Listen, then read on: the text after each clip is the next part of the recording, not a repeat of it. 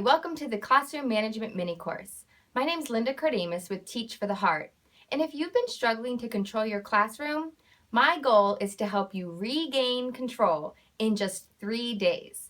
Might sound impossible, but I really think we can make incredible progress in just 3 days together. We're going to get into the details of day 1 in just a minute, but first I want to share a little bit about my own story. When I first started teaching, I was ecstatic and so excited to finally be a teacher. I had literally dreamed about this for years. And I remember really just loving those first few days and really just enjoying it. But come, say, October, November, I started realizing things were not going as well as I had imagined them going. I remember I taught 6 classes that first year, and a couple of them were going great. A couple of them were fine, but 2 of them were bad, and maybe even 3. And I remember in a few of those classes just looking out and thinking, I don't think anyone is listening to me. I mean, maybe 1 kid out of 20.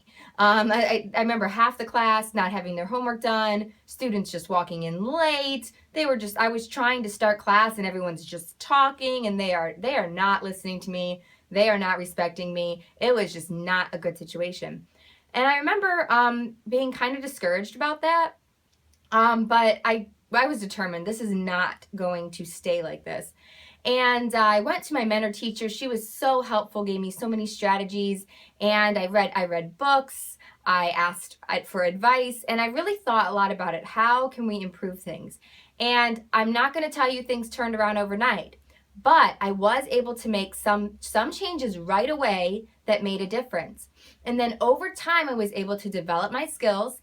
And really, the biggest blessing was the next school year, I was able to start things correctly. And wow, that made such a difference. So I guess I share a little bit about my background to just tell you, if you're struggling, don't be discouraged. I know it's frustrating. I cried in the back hallway before class started because I didn't feel like I could deal with it, okay? I've been there. But you don't have to stay here. If you're willing to learn and grow and try new things and really work at it, you can get to the point where you actually enjoy teaching, where your classroom is under control, your students are learning, and for the most part focused, and it can really be an amazing situation. So let's talk about this system, 3 days to regain control. I'm not promising you that in 3 days, everything will be perfect. That would be crazy. But I am saying that in 3 days, you can take a classroom that's really struggling and you can see a big improvement. You can get from here to here in 3 days. And I'm going to try to help you do that. And then at the end, I'm going to give you a resource. I'm going to get you from here to here in 3 days. And then I want to give you one more resource that'll hopefully get you all the way up to where you want to be. So day 1, we're going to talk about how to develop a plan. Day 2, we're going to talk about how to execute that plan. And day 3, about how to thrive in the long term. So here we are in day 1, how to develop a plan to regain control of your classroom. Well, when I think about classroom problems, there are so many problems, but 2 of the biggest ones are, how do I get my students' attention? And how do I eliminate distractions? So let's talk about those first. First of all, you need to develop a plan to get your students' attention when they're either working on something else or simply off task or starting to go, not pay attention to you anymore. So I remember trying so many different methods to get students' attention, and they all failed miserably until I found class response sayings. And these work so well. These are championed by Whole Brain Teaching. And this is how they work. You teach your class that when you say something, they are to respond. So for example, the simplest one is called class yes. So you say class, and your class is supposed to respond yes. There's all kinds of other ones. You can say all set, and they can respond you bet. There's a whole list of them. You can Google class response sayings or call-in response sayings, and you'll see a ton of them. But the idea of these sayings, what makes them work is that you're not just asking the students, when I raise my hand, stop talking, or when I flick the light, stop talking. That's passive. Instead, you're asking them to stop what they're doing and answer you. And when they answer you, that automatically stops everything else. So that's my recommendation. Plan call and response sayings and practice them with your students. It'll really help you gain their attention. So number one, let's develop a plan to get their attention when you need it. Second, you need a plan for eliminating distractions. All right, we all know some of the biggest problems in our class are students talking, blurting, walking around the room, all those distractions that keep us from being able to focus. And there's, once again, a whole bunch of ways to eliminate distractions. I'm just going to share with you two different ideas in this video today. One goes along with whole brain teaching, which I mentioned before. You can use call and response sayings to help eliminate distractions. Here's an idea how that can work. Let's say that you can have a rule such as raise your hand for permission to speak. Very simple rule that whole brain teaching uses, and many teachers across the world use as well. So if the rule is raise your hand for permission to speak, you can teach your students that when you say rule 2, the whole class responds, raise your hand for permission to speak. So if they're used to this interaction, you've taught that to them, then when someone speaks out of turn, you can say, oh, remember, class, rule 2, and the whole class responds, raise your hand for permission to speak. So that kind of back and forth helps reinforce your rule without shaming that student or anything, but you're helping the whole class just refocus on what are we supposed to be doing, and then you can quickly move on to whatever's next. So whole brain teaching using call and response sayings can be very effective. Another idea is to have some type of warning system, and this can work in so many different ways. You can have a behavior chart. You can write students' names on the board. You can use Class Dojo, or it could be as simple as just taking, a Post-it note or a sticker and putting it on their desk, and that's a warning. But a warning system works kind of like this. Okay, if a student's talking or disruptive, you give them a warning. In one of these ways, it doesn't matter what kind of system you use. If you're uncomfortable with having something public, you can use something more private, like I said, like a Post-it note on their desk or something like that. But the idea is that you're giving that student an individual warning. Now, one of the keys of this, though, is you don't want to stop teaching, okay? We're trying to eliminate distractions. So you should have some type of method where you just walk by their desk and put a Post-it note on their desk. And you've taught them that means it's a warning. Now, it's just that, a warning, all right? There's no consequences at this point. It's simply a reminder to them that they need to self-correct. You're saying, you're being distracting, you're talking out of turn, or whatever the offense is. You need to stop and refocus so that we as a class can focus. Now, you don't say that, okay? Because you're still teaching. You didn't even stop. You just walked by, put the Post-it note down, and you kept going. But that's what you should have taught your students that warning means. They're not in trouble, but they do need to get back on track. Now, there does need to be some type of consequence that goes with this system, okay? So in other words, you're not just giving out 50 warnings a class period. Maybe at 2 or 3 or whatever number you're comfortable with, then there is some type of consequence. So you're giving the students a chance to self-correct, but if they don't self-correct, then there is a natural consequence to their not heeding your warnings. I really love warning systems, and this is one of the methods that really helped me my first year. It helped me because, number one, it gave individual responsibility to the students. When you stand up and say, class, stop talking, they kind of ignore you. At least the worst offenders normally ignore you. So individual responsibility, it says you have been talking, you need to stop.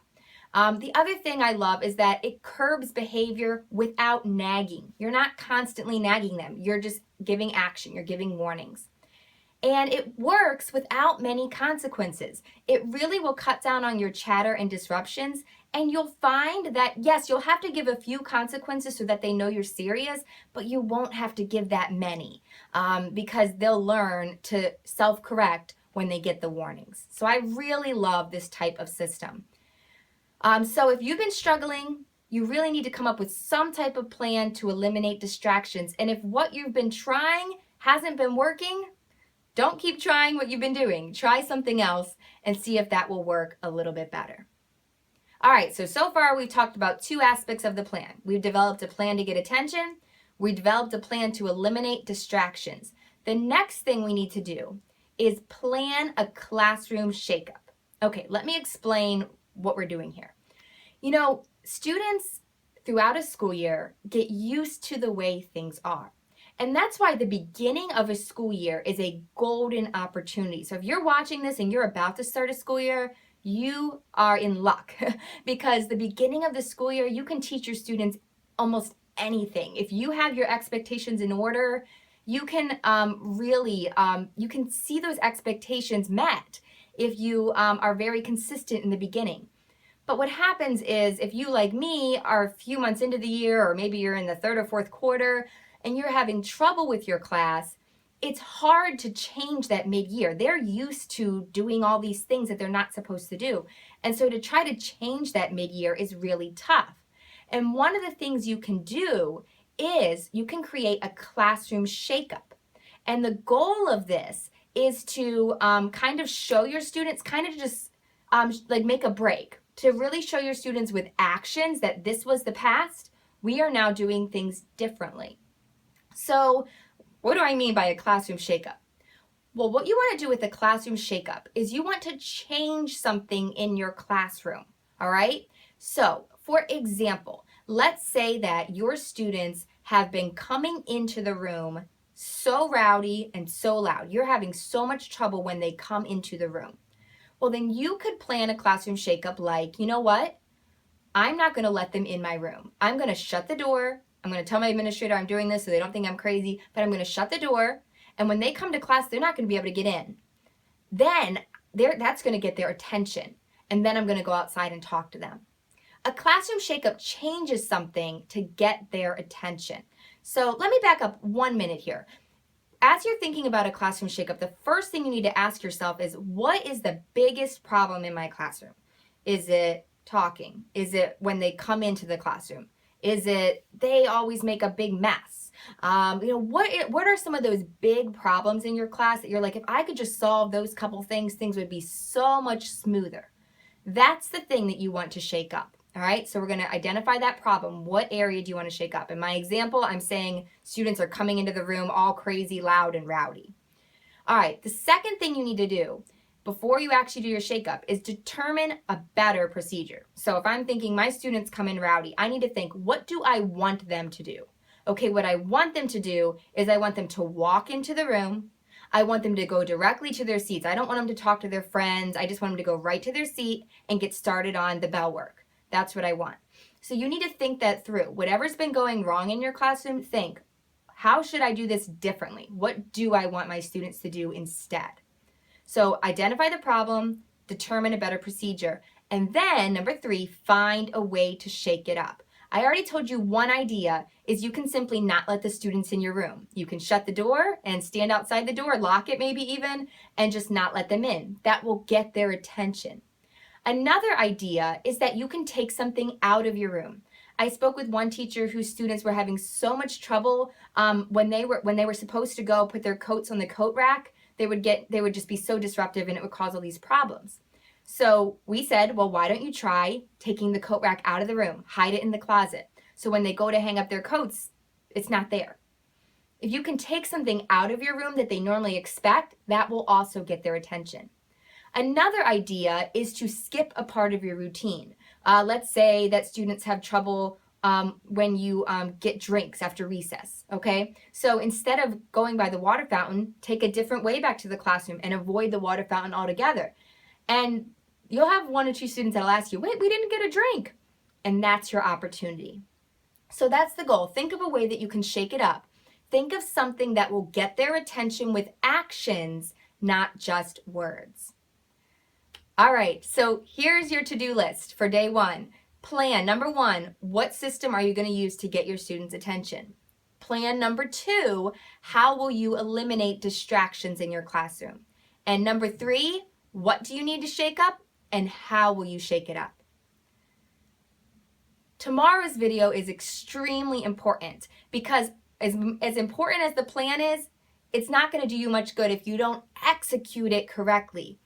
The thing that you really don't want to have happen is you imagine this shakeup, you have it all ready, you do the shakeup, you tell your students what you want them to do differently, and then the next day it's back to normal. You don't want that to happen. So tomorrow in day 2, we're going to talk about how to actually execute your plan, how to make sure things change and don't end up right back where you started. You do not want to attempt your classroom shakeout without the next video. So I'm looking forward to sharing it with you. I will see you in day 2, where we'll talk about how to execute your plan. In the meantime, get your plan together, and I'll see you tomorrow.